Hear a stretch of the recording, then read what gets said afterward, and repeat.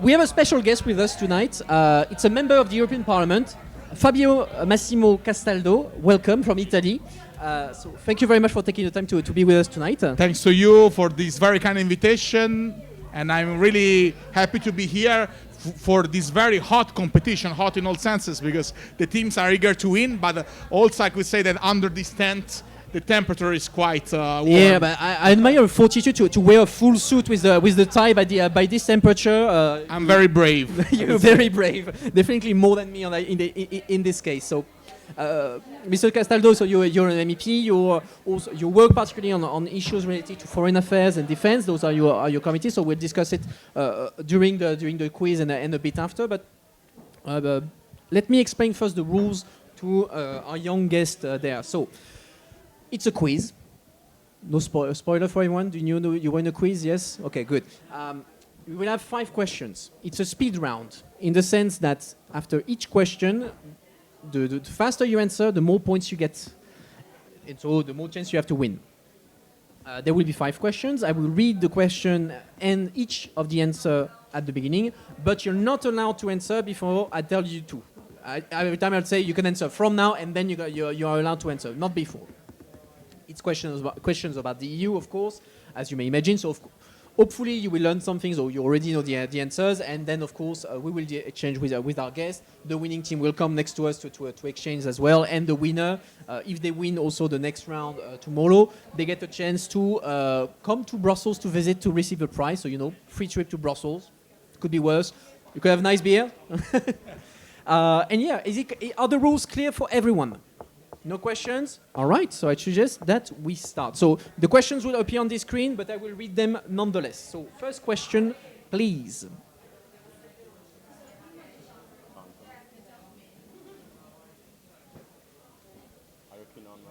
Let's see. First question. It's coming. Good. Let's start nice and easy. What is... Oh, they skipped the question. Okay, well, we'll start with this one. That's fine. So each member of the European... Okay, let's restart because it's been a mess there. All right, so let's start again. Okay. Pretend that it didn't happen. Read the question. Each member of the European Parliament belongs to a political group. Is that true or false? You can answer from now. You can vote? No, everyone could vote. It's all done. Everyone. Okay, everyone will. Okay, so 2 pints of beer. Take the lead.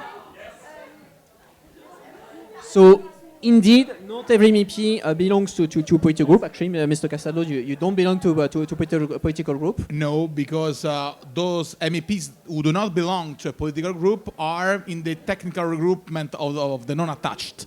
And therefore, you can still, of course, enjoy the rights of an MEP. There are some specific limitations, but still you are not obliged by default, by the rules of procedure, to belong to a specific group if you don't want to.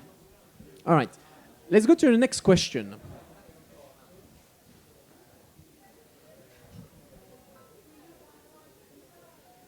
So, in the framework of the European Peace Facility, assistance measures have been adopted in Somalia, Western Sahara, North Macedonia, or Georgia? You can answer from now.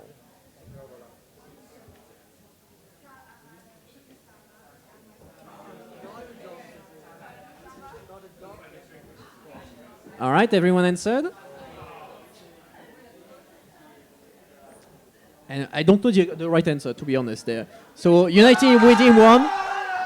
So, what was the right answer? What did you answer? United winning. What did you answer? I don't know the answer to it. It was Georgia? No. Western Sahara? Okay. Mr. Castaldo, what is the European Peace Facility? The European Peace Facility is a specific fund that is used to help to develop a kind of military support with a third state partner of the European Union. It has been particularly quite used to support Ukraine, especially in this period after the criminal aggression from Russia. But it's also, of course, have a lot of countries as partners, and it's helping them to provide equipment, to train, also to help to train them to use that equipment, and therefore it couldn't be used for Western Sahara because Western Sahara is a territory that, according to the UN Charter, must be decolonized, but is still occupied by Morocco nowadays. So it's a kind of disputed land, and therefore for the Union it was impossible. Evidently, to have a relationship with them because they are not. It's not set in stone. Not at least not for the moment. All right. Let's go to the next question. So, question 3, if I'm not mistaken.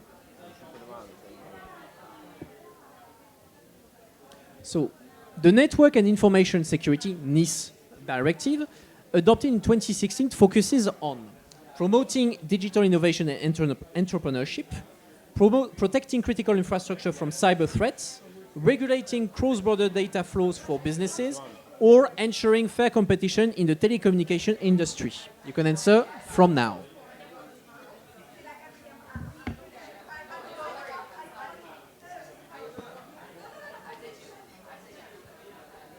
So what is the NIS directive? Has everyone answered? You don't lose points if you answer wrong. It's just you get bonus points if you answer fast. So the right answer is protecting critical infrastructure from cyber threats.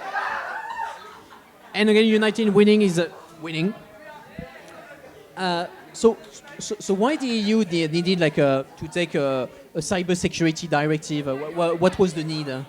The need it was, of course, to take care of our critical infrastructure that are dealing with the cyber world, because we know that the world in which we are living nowadays is under threat, not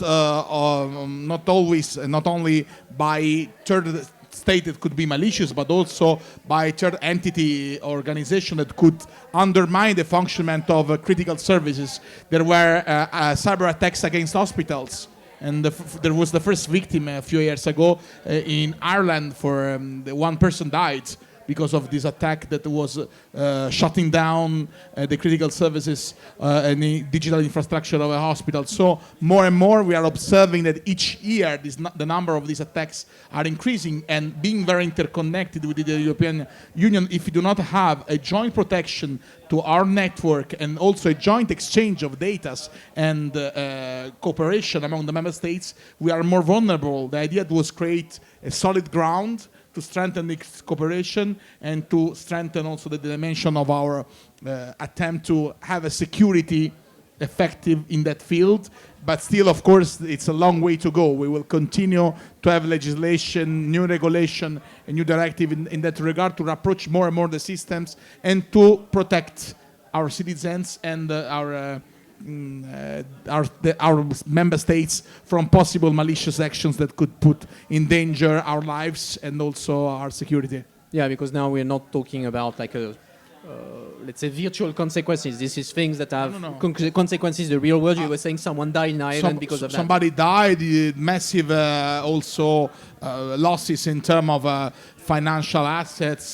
Today, it's true, and we were discussing that also in the Saturday committee, that you can do much bigger damages and much bigger consequences with a cyber attack than with a physical one, if you are taking into account the dimension, the economical dimension, and even, as I said, also people could die, as it happened at the hospital in Ireland. Okay, let's move on to the next question. And I lost count. I don't know if it's the fourth or the fifth question. I'm sorry. We'll discover that. In any case, feel the pressure to answer correctly. So, we said earlier that MEPs can belong to, don't have to belong to political groups. How are those members of the European Parliament not affiliated to a political group called? Non-aligned members, simple members, individual members, or non-attached members? You can answer from now. This is going to be easy because I told that before. Let's see if they paid attention. You know, sometimes you give the hints and they don't pick it up. Hey. And United Winning keeps on winning. So indeed the answer was non-attached members. Indeed. So How many MEPs is there in the non-attached group? Well, now we are bigger in terms of numbers than the smallest group. So we are 46, 47 more or less. We are changing because time by time people are leaving their own group. And if you leave your group and you are not joining another group, you will go automatically to the non-attached. Yeah, So it's a bit the group by default. Yeah, we grew up during the years, and also we lost some people that joined the group later on. So we are in constant change of numbers. Yeah, I mean, in the end, this group is like we said, the default group. If you don't have a political group, by default you go in there. But Exactly. you don't Exactly. add. That doesn't mean that there is a political affiliation between the No, members. They are at all. So some members are extremely different from each other there. You cannot imagine how much. In some cases, we are voting totally different. We are at the opposite because it's not a group. In fact, it's a technical group, and we do not do group meeting. We do not align with votes. In fact, everybody is an independent member over there. There is not even the concept of having a national delegation. But of course, informally, me and the colleagues from the same party, we are coordinating among each other to be coherent in the votes. But apart of this, this is really a technical groupment, and we do not live as a normal group in the sense that we do not have any unity or any common values or goals or whatever. It's just technically to provide you the means to fulfill your mandate of MEP. All right. Was there a next question, or was it the fifth already? I lost count. There was a next question. I see. Last one. Okay, fifth question. Pay attention. This one is the breaker. It's becoming hot. It's becoming hot. So which country have received the majority of refugees fleeing from Ukraine registered for temporary protection? So was it Poland, Hungary, Moldova, Slovakia, and Romania? Poland, Hungary, France, Germany, and Italy? Poland, Czech Republic, Germany, Spain, and Italy? Or Hungary, Moldova, Slovakia, Romania, and Estonia? You can start answering from now. So which of these countries received the majority of refugees from Ukraine under temporary protection? Do you know the answer to this one? Sorry? Do you know the answer to this one? This is gonna be tough, huh? But I have a clue. I think I would, by elimination, I think I would find the right one. I think by elimination I could find it. But let's see if the good teams manage to find it. So everyone answered. Let's see the results. Actually, no one got the right answer. The right answer was Poland, Czech Republic, Germany, Spain, and Italy. Yeah, but first of all, there was one clue, but I couldn't say that. Moldova is not part of the European Union. Yeah. So. Yeah. And the first one is United in Winning. So a prophetic name. Congratulations. Well, come here. Well done. You're not Well done with done. us. You're not done with us. So round of applause for you. Congratulations. Other teams, congratulations to you as well. Those were not easy questions. I hope you learned stuff nonetheless. So can you get the mic? So we are with a member of the European Parliament, Mr. Castaldo. I will first have a short discussion with him, but in the meantime, think. What question would you like to ask him? Like, you have the opportunity to ask to a member of the European Parliament something, but what would you like to ask to a member of the Parliament? Do you have an idea right now, or do you want a couple of minutes? Maybe later. Okay, I will. Don't worry, you already won. You already Nobody won. will It's a bonus will round. steal your victory, even if it will be a bad question. But don't maybe worry. I have one question. Okay, go ahead. The European Parliament is always known that there are double that much lobbyists than politicians inside the Parliament. How do you deal with it, and do you think that lobbyists and corruption scandals which could affect the stability of the union? Look at your vice president, which get arrested recently. Well, very pertinent question. I was wondering the fact that probably you wanted also to make a reference to the Qatargate scandal of last year.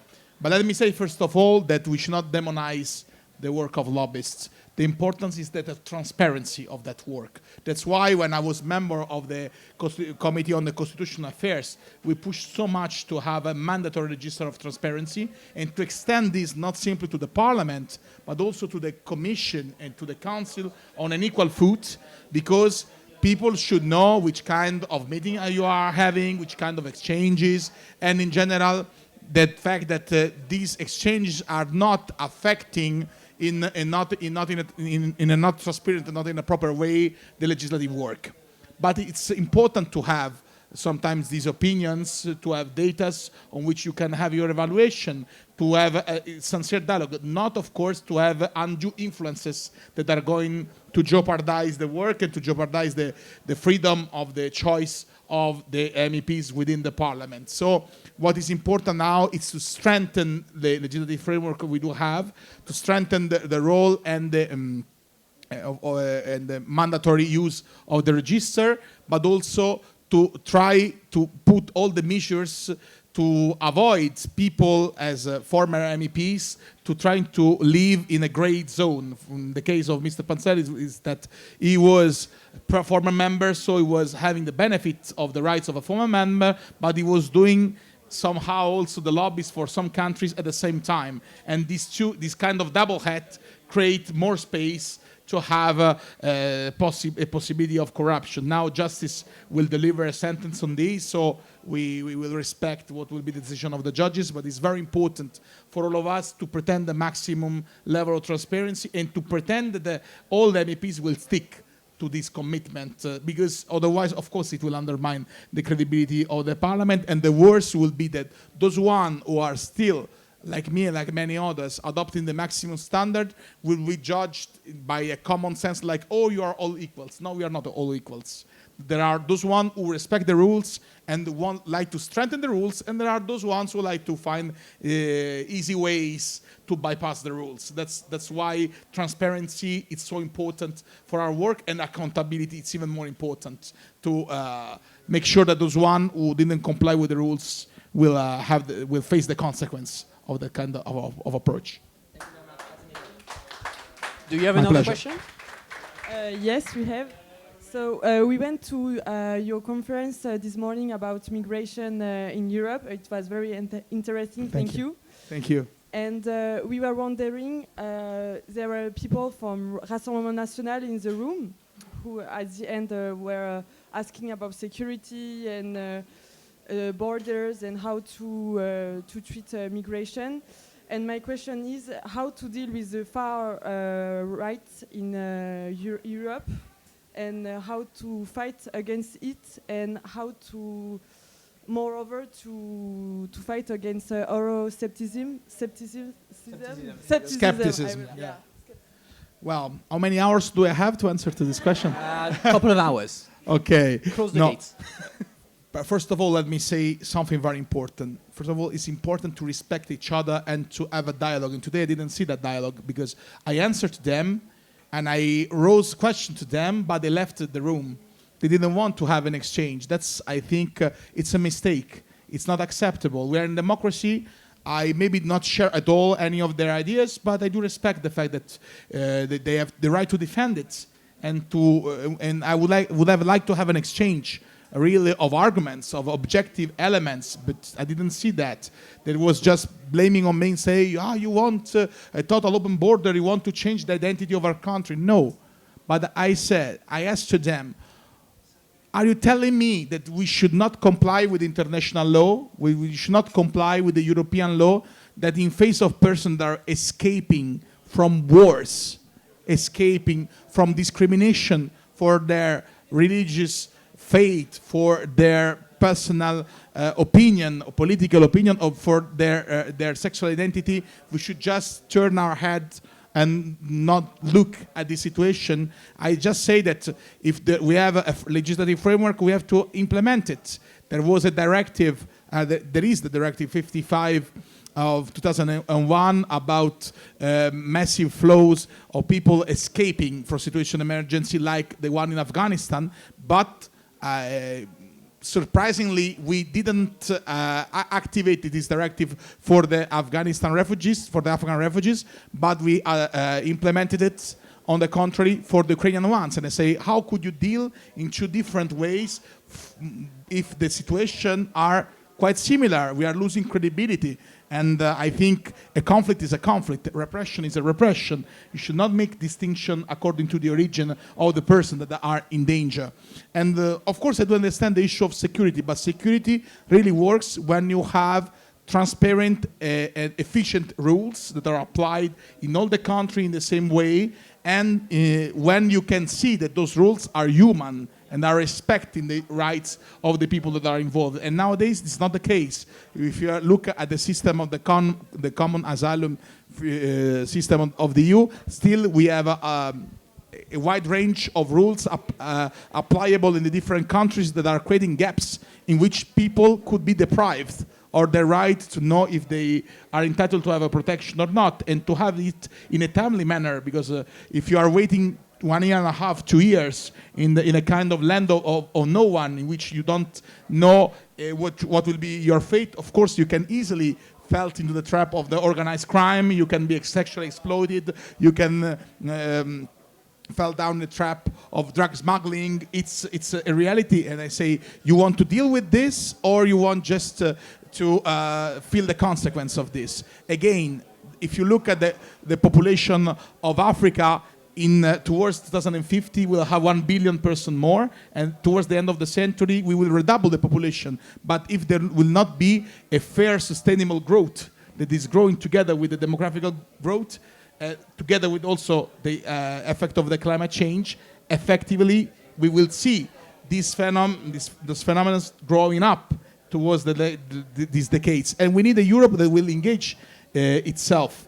My question for them is, instead of jumping on the problem to trying to get cheap consensus on this, why they don't come with us working on the European legislation, also bringing their sensibility for security, but in a balanced way? Because I can tell you, unfortunately, that many of them, they are never attending the meeting to negotiate the piece of paper that we are voting. They are just coming to the plenary to reproach and to say, the regulation is awful. We will not never vote for this. The same example is for Salvini, the leader of Lega in Italy, that was coming criticizing our former proposal to regulate migration in the former package of the previous term, but his people never attend to the dozens of meetings we were holding. So, in my opinion, if you do not participate, if you do not bring your voice democratically in the institutions, you do not have the right to complain. At the same time,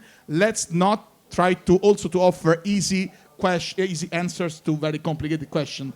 We need to explain to the people the difficulty and the complexity of the factors, and we need to work together with the country of origins and transit in an equal foot, respectful way, to bring a new model of development to help them to prevent let's say, somehow not simply the need, but the mandatory situation in which people will escape from these root causes that are depriving them for the life in dignity.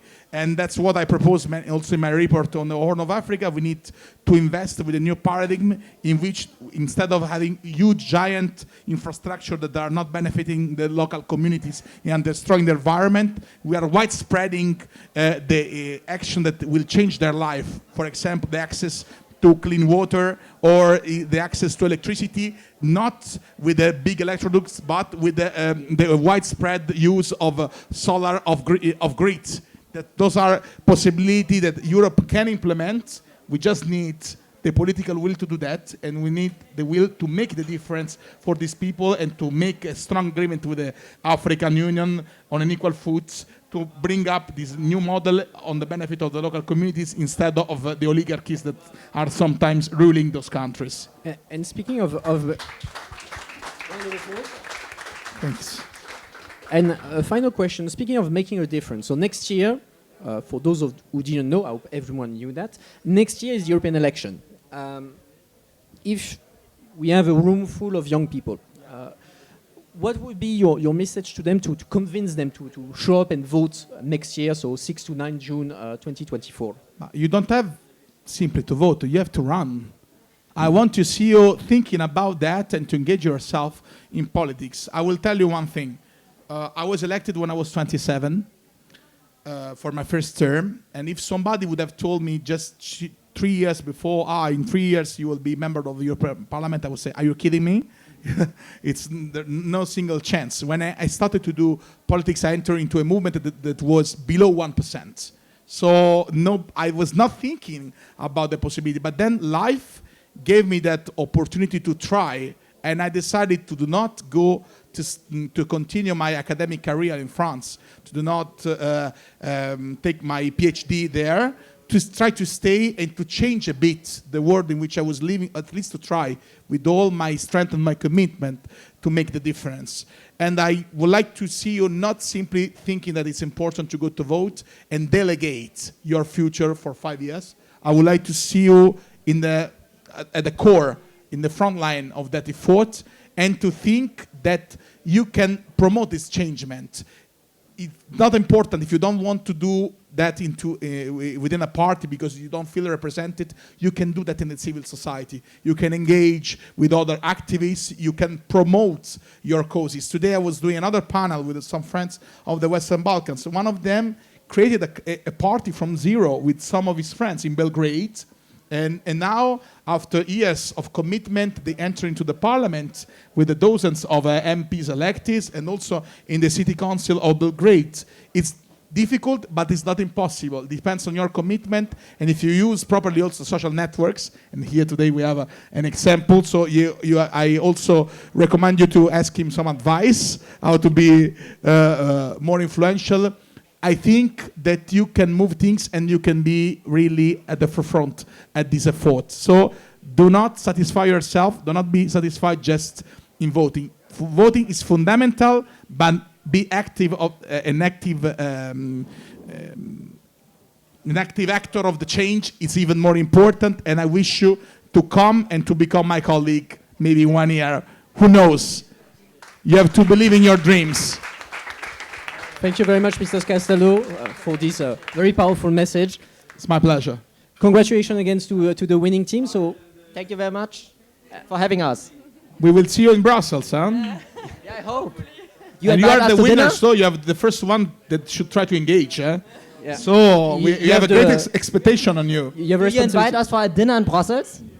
Do you Win invite us for a first. dinner in Brussels? Dinner? Why not? Okay, I nice. can eventually also cook. I'm a good cooker. So All right, well, that's it for today. Thank you very much, everyone, for attending, for following, for participating, for the team. Again, thanks to our guests for coming and answering our questions. This is it for today. Tomorrow we will continue with the quarterfinal, the semi-final, and then the final of the tournament. And the winner will get a chance to go to Brussels to receive a prize and potentially to have Mr. Castaldo cook for them. You know, that's a nice perk. And yeah, on this note, I wish you all to enjoy a good evening, enjoy the eye, and see you tomorrow. Bye, everyone. Thank you. bye bye. See you tomorrow.